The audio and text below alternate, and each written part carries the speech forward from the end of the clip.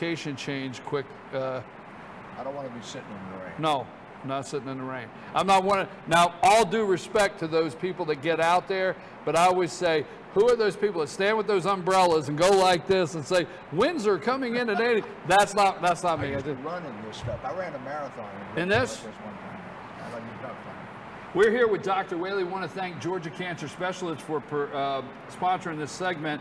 And our Ask the Doc segment, and one thing I knew in advance is with this drastic, this hurricane, health issues. I mean, we start hearing, and you have been involved in rescues where hurricanes are the medical side. What have we not seen, like moving patients? I'm hearing dialysis problems, moving patients from these nursing homes, hospitals, relocating them. What is the medical needs from the physicians? Tell us, just go with all of it. Let's stick with the patients first. Okay. The patients are the important people, and they're the ones that are in the homes there. I think when the governor of Texas said, regardless of what the mayor says, you should leave town if you live between the coast and Houston, that a lot of this problem would have been avoided. But the great example, everybody just look at you out your car today as you drive into wherever you're going. And on Wednesday, gas went up 17 cents a gallon, and yesterday it went up another 25 cents a gallon. So in this neighborhood, the gas has gone up about 40 cents in 72 hours. Now, just imagine that you're on insulin, or that you take blood pressure medicines or other medications that if you stop them, there's an adverse outcome, and that you were due to get your medicines last Thursday. The most immediate and pressing thing that people stuck in houses have is running out of medicines that are crucial. Birth control pills, no, hormones, no, but the insulin and so forth like that, that hits the 8,000 people in shelters. They didn't get out of there with their medicine. So that's a simple thing that everybody can think about. Pharmacists aren't allowed to fill prescriptions unless the doctor's written one or called one in. So immediately last week, the state of Texas gave emergency authority to pharmacies to issue up to a 30-day supply of medication if the doctor couldn't be located, where their usual authority is for 48 hours worth to get them over, 72 hours worth to get them over a weekend sort of thing. So that's kind of the rubber against the road. Now, tinier groups of people are on dialysis. We have a big dialysis center up in Blairsville. We have one in LJ, and they're full all day, every day, but with like 50 or 100 patients. They require power and they require clean water. And in the entire city of Houston, Texas, all the dialysis centers are underwater. And so you can't do without, you do dialysis usually Monday, Wednesday, Friday, Tuesday, Thursday, Saturday, 3 days a week. And if they open the thing at 5 o'clock in the morning, they close at 11 o'clock at night, those people are going to, I think a lot of them would have left, but those people are going to have to be accommodated somewhere else. And that's the kind of place that the state, the National Guard and the emergency first responders go to first to get those people out of town. And yes, hospital in Beaumont, Texas, hospital in Port Arthur, Texas. I don't know of any I guess there's one in Houston, but when they lost their power, you can't operate. I mean, you got ventilators that have got to go, but again, that's a small number of people. It makes a great big headline, but you've got millions of people there that can't get to their medication. So that's sort of the immediate thing. The longer this goes on with no water power, the garbage is in the streets. What's in the streets now is rain, but as it starts coming up out of the manholes, it's what you've been flushing down the toilet. So these are just the realities we got to deal with. That's the realities we have to deal with. And then waterborne illness becomes extremely important. And that's why they tell you they've shut the water system down so people can't get water out of the tap, and they're going to be forced to drink the bottled water. Like Coca-Cola sent 12 truckloads of Dasani water out there. Home Depot sent millions of tons of plywood, but that's to keep people from drinking water out of the tap. once they get the water turned back on, you're not going to be able to drink it out of the tap. It'll be just like the boil water thing we had here one time, went on about 48 hours. So a lot of that stuff is going to come up. We're not worried about Zika, by the way. I don't look at my Zika update, because the Zika fear for this year is so low. Yes, there's going to be a ton of mosquitoes. People are going to get bit, but I don't think it's going to create a great big Zika outbreak in Houston after this. So. Well, you know, the media, some in the media have already talking about mosquitoes and some disease and so forth taking place there. Yeah, West Nile fever. West Nile, yes. Yeah, West Nile virus would be a much bigger deal than the mosquitoes. There's a lot of fake news too. I hate to get on the fake news. Actually, that's why I wanted to cover this, because I want to give you all the time to talk about the health issues there. But the part about having alligators in the streets, now people, they are alligators on the golf course when I've played down in Florida. It's not like that's some sort of apocalypse. There's alligators in Houston. I mean, everybody knows there's alligators in Houston. And if the water's going to be they're crossing the road, what's the big deal? Yeah, right? Exactly right. I mean, somebody saw one alligator somewhere in the streets, and then the people on the news made like they were out there eating, like it was Jaws or something. It wasn't. So I'm playing golf in South Florida, and I hit the ball, and obviously it's not in the fairway. Usually want to, stroke, and it's laying over there next to the water. So I play with this guy. So I'm starting closer to my golf ball, and I look. And about this far away is this nice quiet gator laying on the edge of the water there, just looking at my golf ball. And I looked at the golf ball, looked at that gator, and so I went out and I said, I'm gonna drop one here. Got a little clutch distance. I'm gonna drop no one closer here. to the hole. Yeah. So the guy looks at me and says, he's real serious. He says, well, if you drop one, you're gonna lose a stroke. I said, I'm gonna go for losing a stroke versus losing a limb. All right, that gator can have that ball. So the big deal of gators are in the street. Yeah. Well, we were playing down in Florida, and we got up to the green, and our balls were on the green. The gator was on the green. Yeah. So we just went on to the next hole, we ran on to the next hole. Yeah, maybe we should pass on that. Yeah. Something I did learn this morning, and that's what I appreciate it is, if you're getting a prescription and you run out and you call it into your doctor and it's Friday late, you have that window. That is a legal window for a pharmacist to give you like 72 hours, 48 hours, a couple pills that you can go pick up, because they do have your name on the system. It's got to be a drug. And they have prescribed that, and they filled that before. That's correct. But now the governor has given that 30-day window. Yes. Because most people have left without their. That's correct. Or they're in a shelter that might be 2 miles from their home, but without the drug. Being in hurricanes, how can people help? From the medical side, what can they send? What can they go down and help? What is it like on the for physicians and so forth that want to go help? The truth is, I don't think you need to. I think there's no role for going to Walmart and buying a bunch of canned goods and taking them out and taking them to some spot and putting them there. It's money. I think you've got to give money to the people that you trust, put that money to work, because they've got resources with Coca-Cola and water, with Home Depot and building materials, and with the pharmaceutical companies with medication. Now, the things that have really been helpful is the EMTs and the first responders that have come from Georgia. I think about 30 of them that routinely do this came from Decatur, left from Decatur just before the hurricane hit. And so within the time they got there before the roads were bad. So 30 guys from Decatur that are EMTs are on the ground there, and that there's more of those people you've got, and they're not working for any particular police department or fire department. They're in the boat or the canoe that Leroy, who lived around the corner, is using to go get his neighbor. And so that community that has come together, there showed some people from over in Nashville loading up their, what do you call them, pontoon boats and heading down there. They call that the Cajun Navy.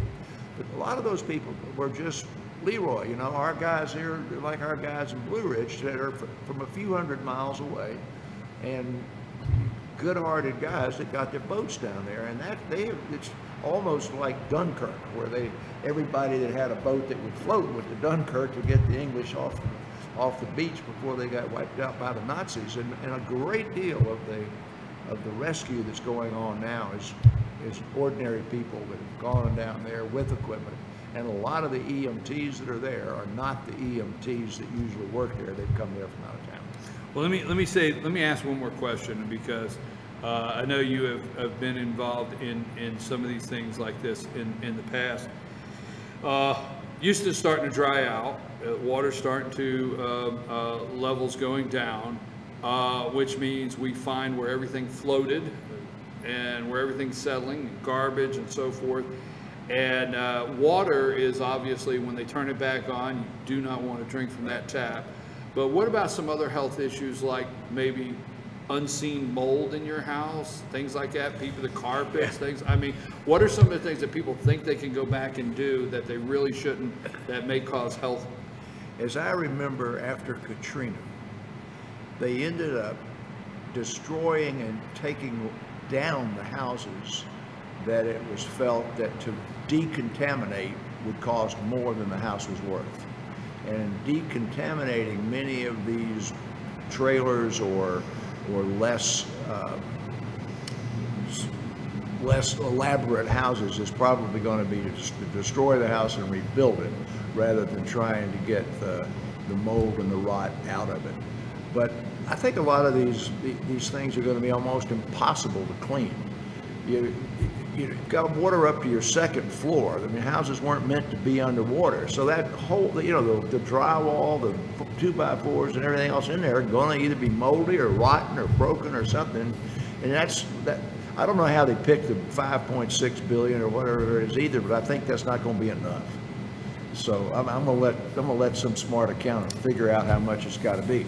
Now, one thing that really bothers me is only 5% of the people had flood insurance. Now, when you live in Houston, Texas, you know when you come up with gully wash, that those bayous and those drainage things overflow. And I don't know that it was appropriate stewardship of your responsibility to yourself, and I'm surprised that the mortgage companies didn't require it. But I am told that 5% of the people whose houses are underwater have flood insurance. Well, we're going to be finding out here in weeks to come. That kind of stuff is going to start surfacing, right? Right. Dr. Whaley, let's move on. And we thank you very much, because yes, I have been telling you to I'm not Red Cross, fine. Just double check where you're sending your money. Just double check that. I'm really not getting into putting lists out of who not to send money to. That's up to you to double check. But I am personally, myself, BKP, asking you to go to Samaritan's Purse with Franklin Graham. Like I said yesterday, Franklin Graham, Greg Abbott, the governor of Texas, and Mike Pence were together. So obviously, Samaritan's Purse does an outstanding job, not just they send a lot of stuff, and volunteers and workers. Yeah, so don't respond to telephone. Thank you. A telephone solicitation. They want a credit card number to take the solicitation. They're going to go to Walmart, buy a TV with it. Stick with the Salvation Army, the Red Cross, Samaritan's Purse, Jane's mother's church in Dallas. That church, every penny that you give goes in trucks they own, and they take it down there. So you may be aware of something. Let me get that information today. Yes. You may be aware of something around here that the money all goes to there. And I like those guys from DeKalb County and Decatur that went down there as the EMTs. They took down supplies that had been donated and then kept in a garage, I guess, because they'd also gone to Haiti, and that group has done this before. So if you know somebody that's in that type of a thing, yes, you can support them. But otherwise, I wouldn't respond to And another thing that I don't want to say gets missed, but there's so many people working. I've seen so many pictures, and I know we got to get to our other subject, but the hurricane and the victims and the people there that are struggling through this. I've had an opportunity to see. I have seen so many pictures of EMTs, first responders that have worked 48 hours straight, and they're just sleeping, leaning up against the wall because they're going back out and trying to help people get. they need support. They need volunteers to go down and feed them and help them. So the Red Cross and Salvation Army, people like that, they back those people. They back those people. But I want to tell you about a picture I saw. People talk about we can't get along. I saw two pictures. One, a young man. He couldn't have been over 17 years old, but a lot of 17-year-old kids are big kids. And this guy would look like he should be playing football for Fannin County or Gilmer County. He had about an 80 or 90-year-old woman in his arms, and water was up to here. That woman had a cat in her arms, and you can tell he's been walking that woman a long way, and he had this look on his face of satisfaction and joy in what he was doing. And you think adolescents and young people are selfish. I hope that picture goes viral. And the second one I saw was of a huge African American guy, also with an old white Caucasian woman in his arms, and that woman had a basket, looked like a sewing basket or something, down in her leg. So these are people that are going out there that are just normal old Leroys. I call everybody Leroy. That, I mean, they don't have any ulterior motive, and they're crossing whatever age line or socioeconomic line or racial line or whatever you want, because they're down there doing good stuff. And then somebody else is looting. I mean, I don't want to get into that part. But the good part, let's stay on the side of smiles. You know, Dr. Whaley, I'm glad you brought that up, because there's several pictures. And yes, folks, we do have a couple questions there, but there's several pictures down there that I've told people, you know what? I guarantee these first responders, and the first responders that let's not forget them, but let's go to just people out there. You call Leroy. It's the neighbor that went down the street.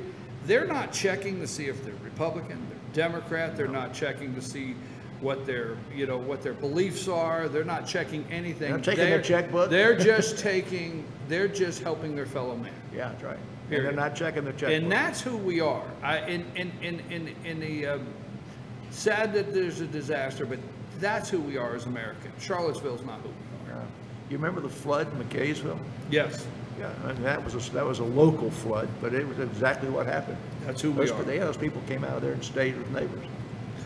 I have to move along to a question, or I'm going to get in trouble. But I knew this morning that we would get an opportunity to talk about Hurricane Harvey, and don't forget Samaritan's Purse, Salvation Army, Red Cross, and I also want to get the name of this church, because I do know the people there, and I feel good about it, in Plano, Texas, that are doing stuff. I want to put that on our website and our Facebook page today to get that out if you want to help directly down there.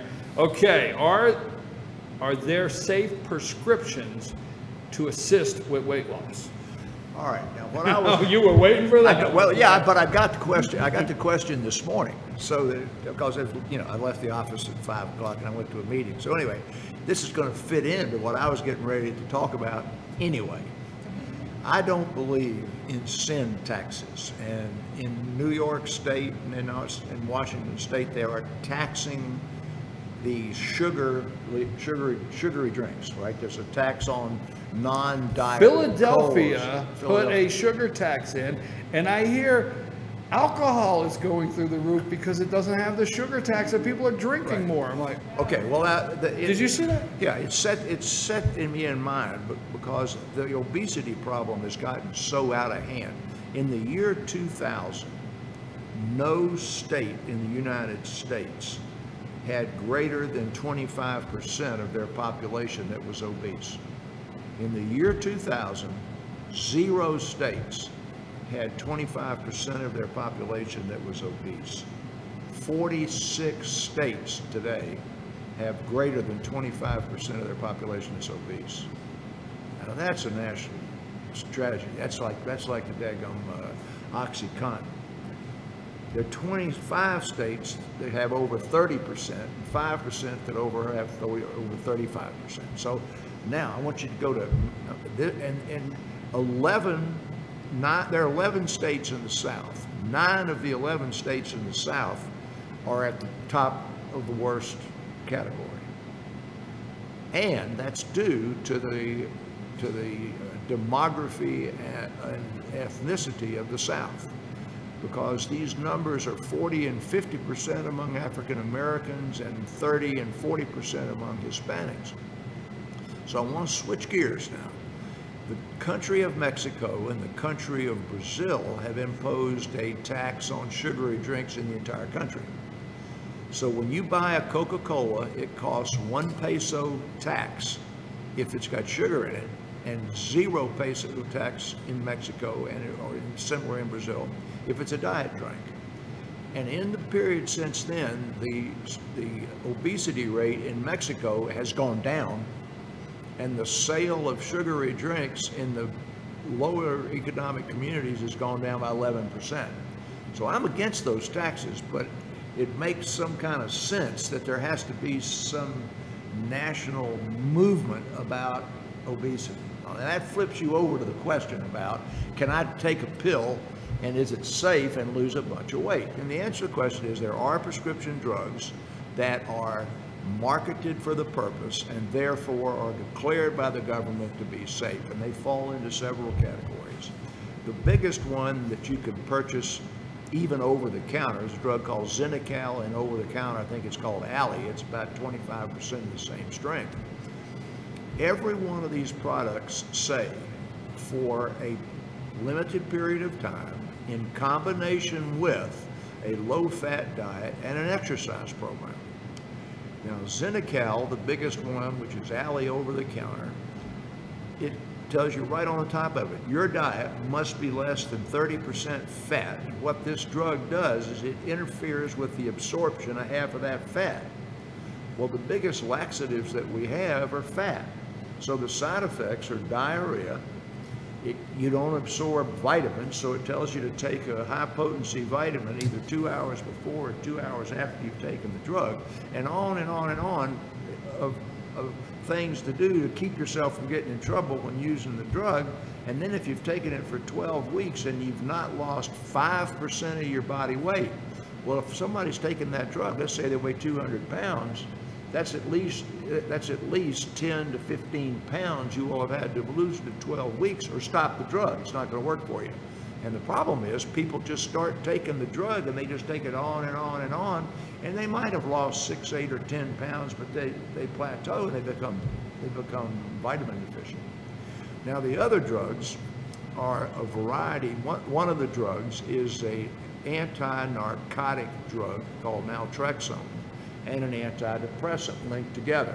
That drug is called Contrave. It's about $300 a month with a copay and $600 a month if your insurance company won't pay for it. And it's one of those drugs that if you haven't lost 5% of your body weight or at least 12 pounds, whichever is less, in 12 weeks, stop the drug. Then another drug is a type 2 diabetic drug that the side effects are so legion that nausea, vomiting, dry mouth, low blood pressure, unconsciousness, low blood sugar. I mean, it sounds like awful. It's a diabetic drug. But once again, if you haven't lost a substantial amount of weight in 12 weeks, stop. So that's that category of drugs that are not amphetamine. Lastly, you've got the drug that is prescribed a lot in this community called phentermine. If you can remember the old fen that was 15, 20 years ago caused right ventricular hypertrophy and cardiac death. And it was the combination of phentermine with phenylephrine or whatever it was that caused that heart disease. But phentermine is amphetamine. And it specifically says not to be used longer than 14 days as an adjunct to beginning a program of caloric restriction and exercise. But many people in this community get it written for 30 days with 3 refills, and they're taking it every day, and it's like they're taking a pep pill, or say I'm drinking an energy drink every morning. And that's totally inappropriate, and to take that drug for 2 weeks, I'm not going to argue with you, but that's not how it's being used in our community. So that answers the question. It's a lot more complicated. I want to get to one more before we leave, because I know this has kind of been an extended segment for the last couple of weeks, we've shortened some things up, but did not want to pass up talking about Hurricane Harvey. One more, and I'm interested in this one myself. When I get a scrape or cut, and this is interesting because particularly in the kitchen, this person's asking, it takes a really long time to heal. Is that a sign of something wrong? No. Skin heals at different rates.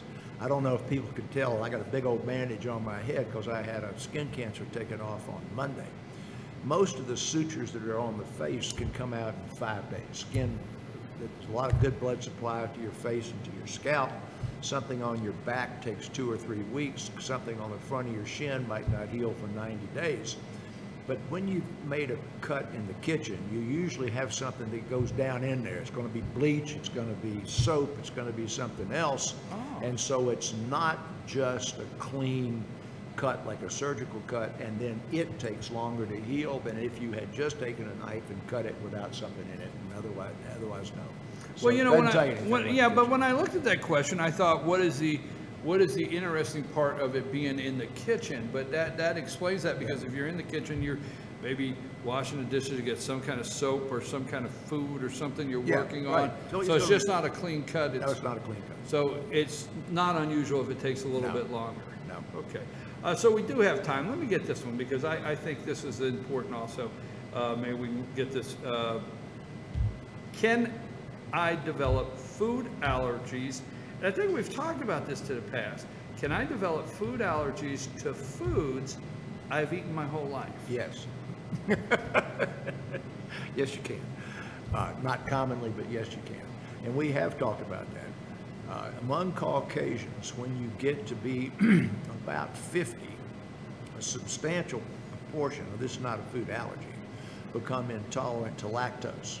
So they've been drinking milk and eating ice cream from the day they were born to the day they're 40, 45, or 50, and all of a sudden they start getting diarrhea, and they go to the doctor and they're lactose intolerant. They say, how in the world can I be lactose intolerant? I've been eating ice cream all my life.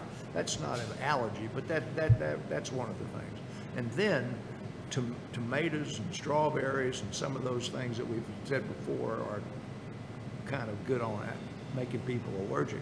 You can tolerate stuff and love it and be all over it like a dirty shirt for half your life, and then get to age 40 or 50 and then become food intolerant to it, but not like skin rash or asthma or that sort of thing. It generally becomes a food intolerance, and not like you think an allergic reaction to a bee sting or penicillin shot. Well, Dr. Whaley, I Whereas appreciate peanuts give kids, peanut allergies make people anaphylactic and kill them. And you know that you're not going to develop a peanut allergy as an adult generally. Well, Doc, I appreciate you very much, and I appreciate answering the questions. And I never like to say to you, others doesn't bother me, but to you, you got about a minute. Is there anything, my friend, you wanted to, anything this morning? Yes, I don't think it's appropriate that we end without talking about the shoes. That was the biggest news article read online by the readers of the New York Times, was about Melania's shoes, and the fact that she wore those stiletto shoes from the White House to get on in the Air Force, the Marine Corps helicopter. And I thought that she was appropriately dressed in very nice clothing that would allow her to go out into a farm, and she wasn't carrying her tennis shoes in her hand. Somebody carried them for her, and she came off the plane wearing an appropriate pair of tennis shoes, and then she got criticized because tennis shoes looked like they were new. And it just drives me nuts that people spent time worrying about that poor woman's shoes when she was elegantly dressed, appropriately dressed, and who cares what kind of shoes she wore from her kitchen to the daggone helicopter when she came off in tennis shoes. So I don't know what it sounds like, sir, but I think the First Lady looked awful good in that hat and those aviator sunglasses. That's all I'm going to say. I'm going to leave it there. All right. All right. And if she could wear those heels, let her get more power to her. Wear those heels. All right. Thank you very much. I appreciate it. I'm your host, BKP. Hey, you know what time it is? It's getting close to Blues and Barbecue. I love blues. I come up here, I stay all day. I come up here early in the morning, get my chair, I stay all day till working, of course. Yeah, working, obviously. Yes, Blues and Barbecue. Because he doesn't drink beer. No, I don't. No, you don't. You But don't drink any alcohol. I drink all day, though. Yes, but it's tea from the guy right there. Thank you, Dr. Whaley. Thank you, Georgia Cancer Specialist, for this segment. We appreciate you staying with us on this extended, important messages for some of the health issues that could be taking place now in Hurricane Harvey. And don't forget, Red Cross, Salvation Army, Samaritan's Purse, and we're going to be looking for FetchYourNews.com. Look at our Facebook page. I want to find this church. I want to get the information for this church in Plano, Texas, that you can send directly to, that is right there, that's going to be helping out so many. All right. So I'm your host. When we get back, we're going to take a break. When we get back, we're going to talk Blues and Barbecue. We're going to talk to one of the candidates. We'll leave out a little surprise here for Blue Ridge City Council. All candidates have been invited, and we'll discuss that after the break. Take us a break, Richie.